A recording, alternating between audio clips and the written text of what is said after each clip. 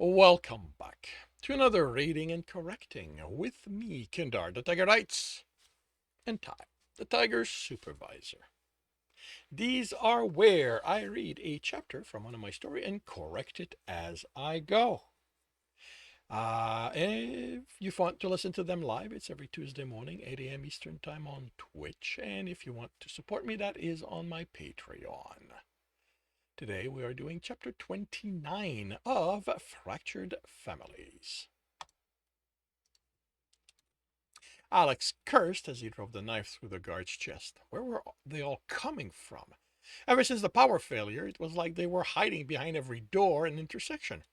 He grabbed the knife from the man's belt as he fell and felt around his own harness, realizing he no longer had any space, and clipped the sheath to his pocket. He continued, even if there was fighting still going on behind him. Miranda yelled after him, anger, not fear, so it wasn't a guard chasing him. He reached the door, but it didn't open. Well? He cursed and pounded on the door. He was so close, he wanted to scream. What the fuck is wrong with you? Miranda yelled. You just left us there. Bah! You just left us there. He's behind that door. He slammed a hand on it again. Then open the damn thing so we can get out of here. I can't. They took the lock off the network. Can't you access it directly? Ha! Can't you access it directly? Mary asked. With your earpiece? Alex had his mouth open to tell her to mind her own business when her word registered. He cursed and pulled the damn thing out of a pocket, along with his datapad. Crimson, Zephyr said, I think you need to rest. No, I need to get Tristan. He saw them look at one another. Out? Oh, that's going to be of, isn't it? Yeah, out of the corner of his eye. But no one said anything. He listened to the lock's processor, sufficiently stupid not to be affected by having nothing to talk with. His datapad showed him the code. This was almost all math, not much of a code. So, wow, I need to slow down a bit. This was almost all math, not so much commands, but algorithm to set the combination. Usually they were set to a central system, which was why any coercionist looking to get into a place went for that and didn't bother with the lock itself. He found himself growling at the code when it wouldn't fall into place. He had programs sifting through it for the algorithm that held the right numbers. He had a program half written to erase the whole thing and rebuild the lock when it flipped green and the door is open. Tristan! He ran in, saw the cage. The fact is was empty and stopped. No, he couldn't have found this place only for him not to be here. Mary's warning came back. He wouldn't believe it. Tristan was alive. He had to be. Crimson? Miranda called. Her tone insisted. What? You're not looking in the right direction. He looked where she was, along with Aliana and Mary, who looked on the green side. Zephyr had stayed with him, and only then did Alex realize he turned his back on the golden-skinned man. If Zephyr had wanted him dead, that would have been the perfect time. Alex wouldn't even have felt the knife go in, as distraught as that's not an H. As he'd been, thought that maybe Zephyr had told him the truth surface, and was immediately buried with more pressing concerns. Zephyr nodded to the others, and Alex headed for them. The body they were looking at was ripped open, and Alex stepped lightened. He didn't need to see more. Tristan had done it. Had done this. He looked at the cage, at the slightly ajar door. There was another body, his head twisted around. Alex, Mary said, this guy was eaten. Just saying it seemed to turn her a deeper shade of green. Alex crouched next to it, bite mark in the arms where flesh had been ripped out. His chest was clawed open, the rib cage broken. He looked around. The heart was missing. He must have been hungry. He'd never seen Tristan eat someone, and he hadn't talked about ever doing it, but this was Tristan. If human was the only thing available to eat, he'd eat that. How can you even say that? Mary was getting back to her feet, wiping her mouth and looking slightly less green. Because it's what he did, Alex smiled. He escaped. Now, we just need to figure out where he went. Maybe that way? Aliana pointed to the opposite direction they'd entered. There was another door, kept from closing fully by a gun with blood on it. Alex stood. I'm going to say you're right. Miranda sighed. Haven't we done enough running at this point? Why can't he stay still for 5 minutes? He's going to head for the hangar to get off the ship. He doesn't know we're here. Okay, so can you access the scanners and find out where he is? I'll check once we're out of this room. But Miranda, this should bring back memories for you. The woman rolled her eyes. It wasn't this much work. Well, the first time anyway. There was a second? Miranda asked, the two falling behind Alex as he headed for the door. That time he led me on a merry chase through a city, always a step ahead of me, and he tricked me into capturing the wrong Somalian. The one that looks like him, right? Yep. Alex had a knife in hand as he pushed the door open. It resisted, then slid out of the way. A dead woman with her trail of blood leading to her left. To their left. Well, at least he's making it easy to follow him this time, Mary said. Yeah, Miranda replied. That's when you should worry. Seriously? Alex followed the blood. When there wasn't any, he continued forward and reached another set of bodies, shot this time. He stared at the one who'd been shot in the back, then noticed the blood down the other direction. Before he reached it, he saw it was another trail. Someone bleeding, knife wound. Knife wound, since anyone Tristan would have clawed, would have been close enough to kill. He followed it to another intersection and saw Tristan on the floor. Knees pulled to him, and his head resting on them. He ran. Finally, he'd found him. Tristan! He didn't move. Alex started panicking. There was a lot of blood there, not enough to kill him, but if he'd bled out for it... No, this was Tristan. He wouldn't bleed out. It was the other body with the knife in his leg. That's who the blood belonged to. He crouched before the Somalian. He was covered in blood. So much the white speckling was just about invisible. Tristan? Tristan shook his head. Tristan, it's me. Please don't. The voice was muffled by him speaking in his fur. But Alex heard the pain in it. It's Alex. Tristan shuddered. He made a sound that could have been a whine. All Alex knew was it wasn't a sound Tristan should make.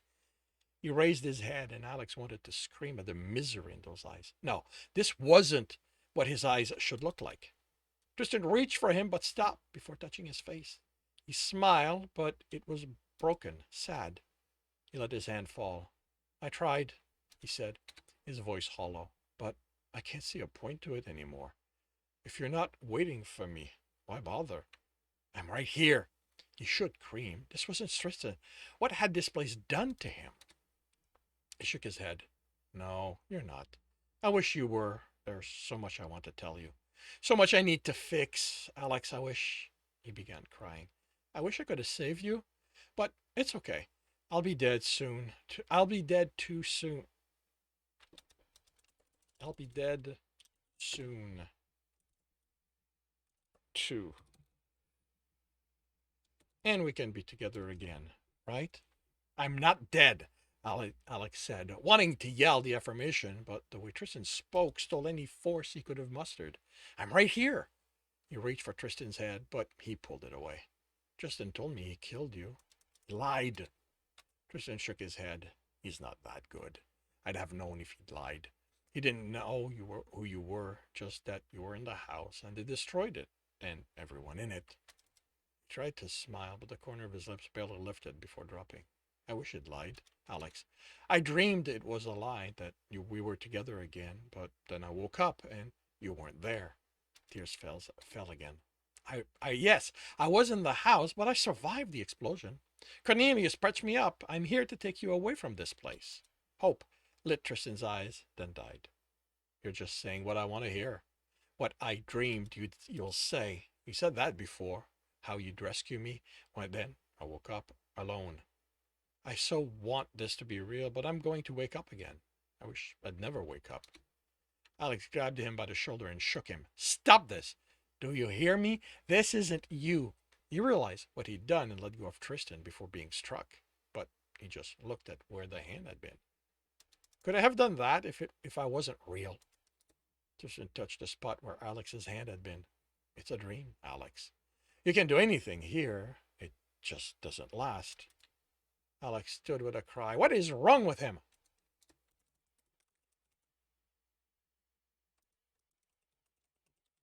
If I'm not pronouncing it, that's not how it should be spelled.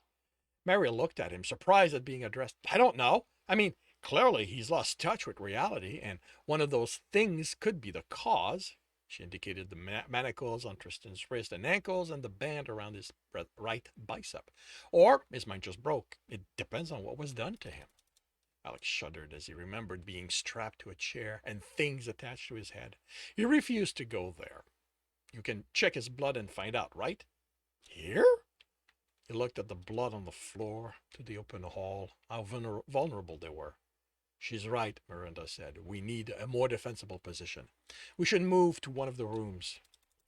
If we could get someplace with extra medical equipment, that'd be good, Mary said, in case he needs more than just a blood test. You, Tristan said, and the hate in his voice made Alex look. He was looking at Miranda. This is all your fault. She raised her hand as Tristan stood. Hey there, I don't know what you're thinking, but I haven't done anything. Alex saw her looking at Tristan's midsection, her eyes widening as she glanced at him. Alex glared at her. I'm not. I'm going to kill you again. Tristan took a step forward, and Alex stood before him. Hand on his chest, he glanced down. Tristan was naked. You can't kill her, I have to, he growled. If she finally stays dead, none of this has to happen. He took another step forward, pushing Alex. He's definitely nuts, Miranda said. Shut up, Alex snapped. Tristan, stop. Alex, I have to, he pleaded. If she's dead, she can't capture me and bring me here. I don't have to escape, and we can be together. I killed her before, but she wouldn't stay dead. Tristan snarled. He snarled. Tristan, killing her won't change anything. It will. It'll change everything. We can be happy, Alex. He almost stepped out of his way. The eagerness, the earnestness in Tristan's eyes when he said that made Alex want to believe him. To be happy together, if only the universe worked that way. She has to die for that? Alex asked, searching Tristan's eyes for any indication he could be talked down. But this was Tristan. He would do whatever he thought necessary. Alex, you know he's crazy, right? Miranda said, concern in her voice, but nowhere near as afraid as she should be, Alex thought. It's the only way, Alex, Tristan said. The love in his eyes could shatter Alex if he let himself believe it. Okay. He pulled the gun from his pocket and spun. Miranda barely had her mouth open when he fired. This close, he wouldn't miss a center of torso shot. Miranda leaned against the wall and slid down. You killed her, Tristan said, awe in his voice. It's what you made me for, Alex replied, his voice flat. Mary, check her. Tell me she's dead. He looked at the medic, kept eyes on her as she crouched next to Miranda, as she checked for vitals. Mary looked up, surprised, but paused before speaking. You killed her, Alex. He nodded. Aliena, grab her. We can't leave her here for guards to find. Zeph take the lead. We're going back to the cryo room. It should have what Mary needs. She's dead? Tristan asked. Really dead? Alex turned. It's what you wanted, right? Tristan looked confused. But she's staying dead. Dead is dead. Tristan nodded, then a smile formed on his lip. It's over. Alex, it's finally over. We can be happy now. Alex opened his mouth to tell him there was still work to do, but Tristan's lips were on his, kissing him hard and shoving him back until he was pressed against the wall. Alex wrapped his arm around Tristan's neck, kissed him back, unable to believe that what he'd wanted for so long was finally happening. Tristan pressed himself against him, and their tongue danced together, and Alex felt what he wanted. When Tristan put a hand on his ass and squeezed, he moaned. As it died, somehow he registered the gasp and opened his eyes, seeing Mary turning red in the corner of his eye. Aliena and Zeph looking away. He pushed Tristan and was left panting. We can't. Why? You want to? It's just us. Why wouldn't we? You never said no before. Alex wanted to laugh at how badly he wanted this, but instead he felt tears fall. This isn't you. It's whatever was done to you.